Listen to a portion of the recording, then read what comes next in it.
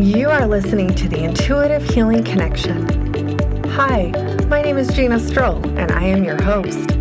I am best known as the down-to-earth intuitive healer that doesn't sugarcoat the truth. I walk my clients through the healing process and help them heal from their past so that they can find peace and joy again. If you are interested in healing your past, tapping into your spiritual side to receive your own answers, finding your own clarity, and discovering your own wisdom, then you are in the right place. I am here to lead the way and help you discover your intuitive connection. I'm so excited that you're here. Thank you for joining me today. I am so excited for today's podcast, so let's dive in.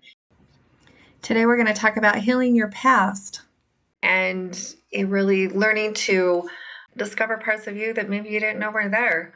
So as I was getting ready to record this podcast, the thing that came up for me is talking about things in my life. I love sharing stories and experiences with you that I have had that can maybe help you in your life. And maybe as I share these vulnerable stories, hopefully you will take something out of those that maybe can help you step out of your heartache and your grief. A lot of times we go through a lot of grief and we lose people that we love. And that's really what I want to talk about today, is really healing from grief and learning to understand why we were here and what we are doing, and connecting to that spiritual side of ourselves and realizing that our loved ones are never gone. So as a medium, I've worked with the spirit world for several years now, and I loved doing my mediumship development. I was able to meet some really cool people along my journey of mediumship development. Because of that, it really changed my perspective on life and why we're here and where our loved ones go when they're not with us anymore. But I need to backtrack before I talk about all of that, because back in 1991, yes, I am a few years old, was the year that I was supposed to graduate, and that was also the year, about 3 weeks before graduation, that my brother decided to take his own life. Now, for our family, as you can imagine, this was very devastating as we start talking about suicide, trying to deal with the effects of suicide when you realize that someone didn't want to be here anymore. They didn't want to live their life anymore. That can be a very challenging, and death in itself is already a challenge, but you throw suicide in the mix, that changes some things. When I did readings, suicide and murder to me were about the hardest things for people to really wrap their head around. And especially if you're missing that spiritual connection, you're missing that spiritual side. And when my brother decided to take his life, we were very close. I've wrote a book on this, My Fear Breakthrough, A Medium's Journey to Embracing Spirit. I have all of my story in there on my brother, about losing my brother, and really he is the reason that I do what I do today. He really is the reason that I have decided to carry on and help other people, because I remember when he passed away, and I remember thinking, if I could help just one person, if I could just make a difference in one person's life and help them feel like they mattered and that they had a purpose in being here, it would make all of the grief, all of the sadness, all the sorrows, it'd make it worth it. And that really was what started really this whole thing. I didn't know how I was going to make that happen. I was a senior in high school at the time. I had no idea how that would play out in my lifetime, nor would I have even thought for a minute that I would be sitting here, all these years later. It was 30 years this past year since my brother has passed away, and I never thought that I would be sitting here talking to people about intuitive healing and healing their lives and grief and sadness and sorrow in this way. I figured that I would go on and, do nursing or go get a degree of some sort, social work, or, I don't know. I had no idea that this is how it would play out for me. But this is how it has played out, and it has been marvelous. But as we were going through the motions and the grief and the sadness and the sorrow, it was really tough. And it was really learning to understand why. We all want the question to be answered, why. Sometimes we don't get the answers that we want. Sometimes we just don't know. But I remember as I dealt with that grief, and I understood Mike had a rough life. He was into drugs. There was lots of alcohol. There was lots of things. We were about 17 months apart, and he had really just struggled for a lot of years. And as I was sitting with that and thinking about it, I knew that it was Mike's mission. I knew that he was not meant to be here for many, many years. I just knew it. I just knew in my heart of hearts. I didn't know at the time how I knew that, but I just knew it.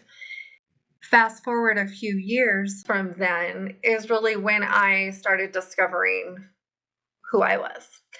And I hadn't allowed myself up to that point really discover that I had these abilities, that I had the ability to connect with spirit, although I'd been doing it my whole life and didn't understand, didn't know that's what it was. It scared the crap out of me because I've seen spirit and heard spirit and a lot of crazy things from young, very young in my life. But being raised in a very religious family, we never talked about it. I never shared it. I felt very different. I didn't know what it was. And I just knew, I knew in my heart that I couldn't share it with my family and with my parents, get the reaction that I was really needing that. And so I didn't. I kept it hidden. I hid it from everybody for a lot of years. Nobody knew. And as I started exploring my healing options, really, because if you've listened to my earlier episodes, that's what I really started exploring my healing options. And as I started doing that, I realized, oh my gosh, as I was doing that and I was waking up, those hits, those spirits, those things were coming at me, not coming at me, but I was seeing them more vivid. I was understanding it. I was really learning to understand what it was. And oh my gosh, my whole world it was like fireworks when I realized this is what's going on. And my brother, I realized, had been trying to connect with me for a long time too. And he really needed that connection. And so through my development, I was able to get that connection. I actually had another friend who was also, she happened to be in my life at the time and was able to connect with spirit as well. And really gave me the message that I needed to go forward and really helped Mike with the message that he needed so that he could move on in his development too on the other side. And really dealing with death to me, the way that we deal with grief and the way that I have learned to deal with grief is I have to understand that it's not just this life. It's not just what we see here in front of us. Yes, death is hard because that physical body is no longer with us. We can't pick up the phone and call them anymore. And we can't, have those conversations. And if we feel a lot of shame and sadness and sorrow, if you feel like, in my case, I felt like I could have saved Mike. That I should have been the one because we were close. I was the last one to talk to him on the phone. And I remember, this is the one thing that I had the hardest time with, is that I remember our last conversation and he told me that I just didn't understand. And I begged him, please just tell me what I don't understand because I will help you. I will do whatever I can. And he said, no, you don't understand. And he hung up the phone on me. And that was the last time that I spoke to him. And so I had that playing over and over and over in my head of him telling me that I just didn't get it. Well, he was right. I didn't get it. I was a 17-year-old kid still living in my parents' house. Him and my parents were not speaking. They were not on good terms. And it was a tough place to be. He was right. I didn't get it. But it broke my heart that I couldn't have helped him and that I couldn't have saved him. And I realized many years later that he was right. I couldn't have helped him because it wasn't my job to help him. It wasn't my job to save him. His mission here was to help me grow and heal and learn and become the woman that I am today. Because it is because of that experience that I can work with people who have been through suicide. And I have so much compassion and so much love. I can work with people who have lost their loved ones because I understand what that's like. I can sit in that shoe with them. I can be in that space with them and really help them and encourage them to see the spiritual side of it, but also deal with their grief and release those heavy emotions and that shame and that sadness and that sorrow and all of the emotions that come with grief, that anger. There is so much anger wrapped up in it. I was mad at Mike for many years. I remember the day I got married, and I was so mad at him because we had been close for so long and he was not there on that day with me. And even my husband asked how I could be mad at someone who was dead. And I'm like, I can be whatever I want to be at him because he chose to exit. And I was so angry with him. There's nothing wrong with that. We like to glorify the dead a lot. We like to think that, oh my gosh, we can't say anything bad about him because they're going to hear us now. Well, yeah, they will hear you. The thing is that they're hearing you through their spiritual senses now. And they understand why you would be mad at him. Why wouldn't you be mad? That's what I always said later after that situation. I was like, why wouldn't you be mad? I did. I wanted to punch him in the gut that day. If he would have been here, I probably would have punched him because I just missed him. And I wanted him to be part of my life. I named one of my sons after him. His name was Michael. I named one of my kids after him because he was such a big part of my life, and I just wanted him to be there. And I still today, I would do anything, but I also know that I can connect with him at any time. And I can call his name out, and he is right there. He has guided me many times. He has saved my kids many times through their teenage craziness. It's just, he's always been a part of our lives, and I know that. And sometimes when I tell people that are in heavy grief, they don't want to hear it because they're still in that mad place, and that's okay. You'll come to terms with it when you're ready, but we don't have to stay there. We can learn to work through it. We can learn to walk through our grief. One of my very deepest opportunities that I had, one of our good friends got very sick. He asked me to come start doing Reiki healing for him. And so we did that.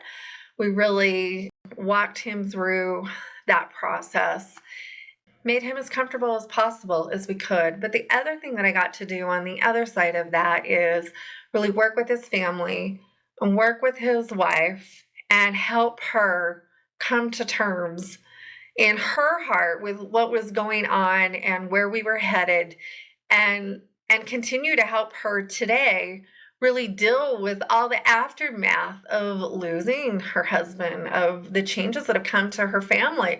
There's so many emotions wrapped up in grief, and we should walk through every single one of them. There's nothing wrong with any of them. There's nothing wrong with being mad, being sad, being devastated, having our expectations shot down.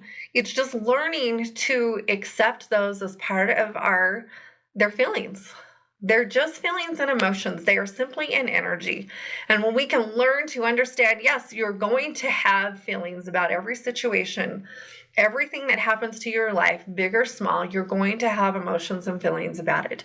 But it's really learning to accept that, to walk through them, to honor them, and let them go.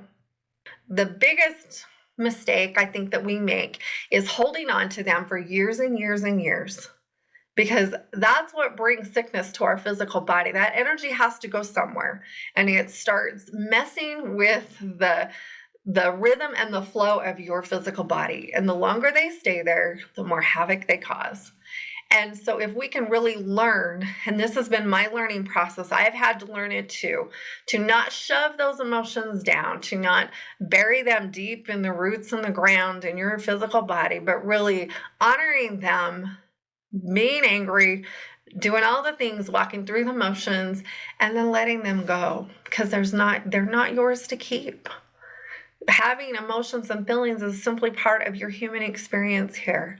But we have to learn to do that again. And if you have been taught, like I have been taught, to suck it up, to shut up, to just curl up in the corner and do what you're told, that is not dealing with anything. That is shoving them off to the side and hoping that they'll go away. And I promise you, they do not go away. They will multiply and they will continue to grow until you really take a good look at them. And I've seen some of this happen in I've been having my own physical issues lately, and it's been really interesting to unpack all of that and see what that is. There's nothing wrong with having these problems. We just have to learn to deal with them. And I love dealing with all of it from a medical point of view, from an energetic point of view, and really working through all of it and letting that go. So really working with her for a few years now has been really one of the most rewarding things as a healer, and watching her family be able to work through this grief. And I can sit with her and relate with her because I know and understand what that feels like, what that loss feels like. But we have to learn to see things through spiritual eyes, and that is my goal here. Yes, we're in the physical world. Yes, we have things that are going to happen. But if you can remember that spiritual side and why you're here and what you're here to do, it makes all these things so much easier to deal with. And when we get out of our own ego head, a lot of times when we get caught up in grief, the grief is our feelings about what is going on. That sadness and sorrow definitely is the years that we've spent together and the love that we've shared. But the suffering part comes in when we are looking at what we have lost. And I know that's hard sometimes for people to understand. They're like, what? Like, no, that is what we feel that we have lost. That is a lot of what is causing the pain. Yes, there is the fact that you can't pick it up and talk to them on the phone anymore, but it is that physical, that loss inside of us, that grief inside of us really is what we have lost here, and those expectations. And our loved ones want us to deal with that. They want you to be able to move forward and not grieve them for 40 years. They never would want you to do that. I promise you, there is no spirit on the other side that's like, I wish they would have grieved me another year longer. They're part of their mission when they pass on is to help you deal with their loss.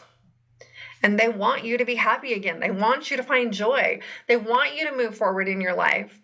They want you to find that spouse or find that mate, or to really continue on with your life, because they understand that they were a small part of your journey here, and you still have time to live. You still have things to do, and they get that. They understand that, and they want nothing more for you.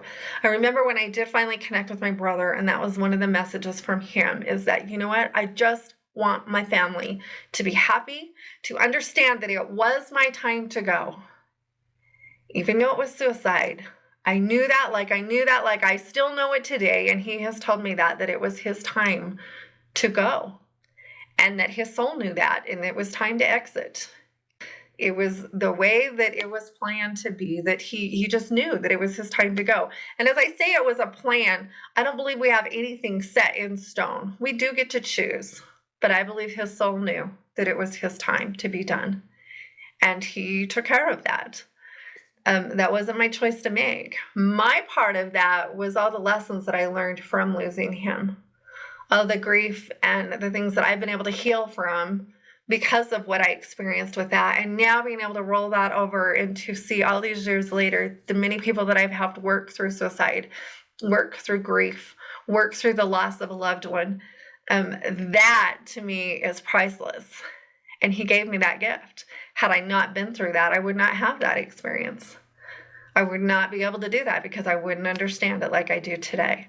So when we can see things for what they are, see things through the spiritual eyes, it makes our grief a little less hard, a little less, we're still going to have our days. We're still going to have our moments, and you should.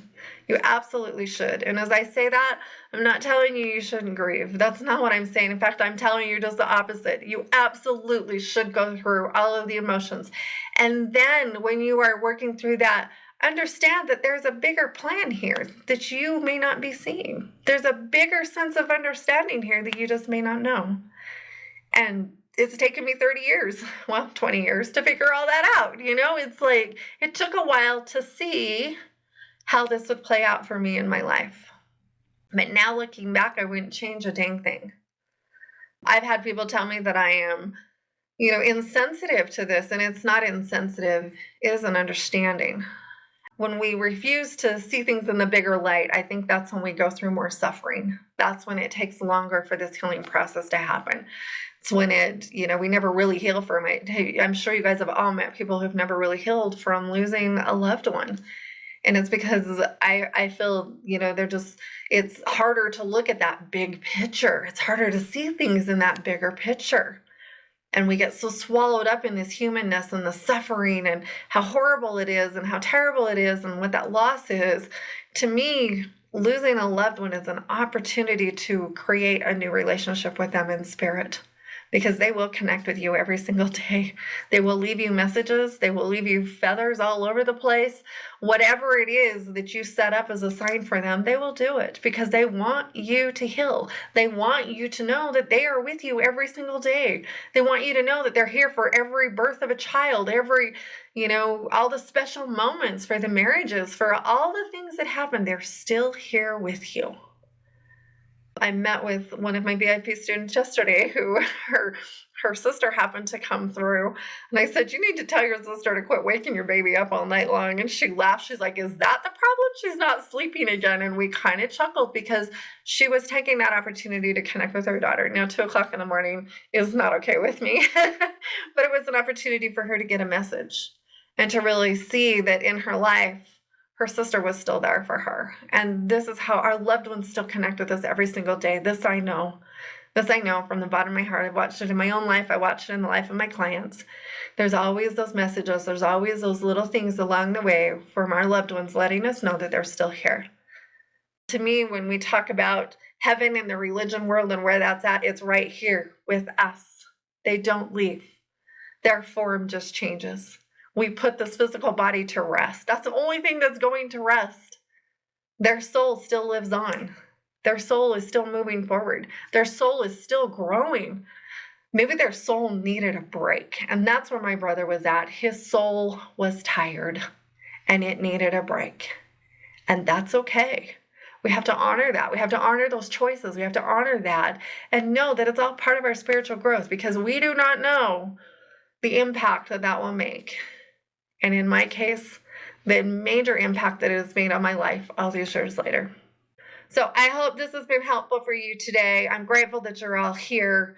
I can't wait to connect with you on the next one. And so we will see you all very soon. Bye-bye for now. I sincerely hope you enjoyed today's episode. I love connecting with my people. So if you would like to get in touch with me, you can email me at ginastroll@ginastroll.com. You can find me on Facebook and Instagram and on YouTube as Gina Stroll Intuitive Healing. And of course, if you have any interest in anything that we talked about today, all of my stuff is available on my website at ginastroll.com. And again, thank you for joining me, and I can't wait for us to connect up again. Have a great day.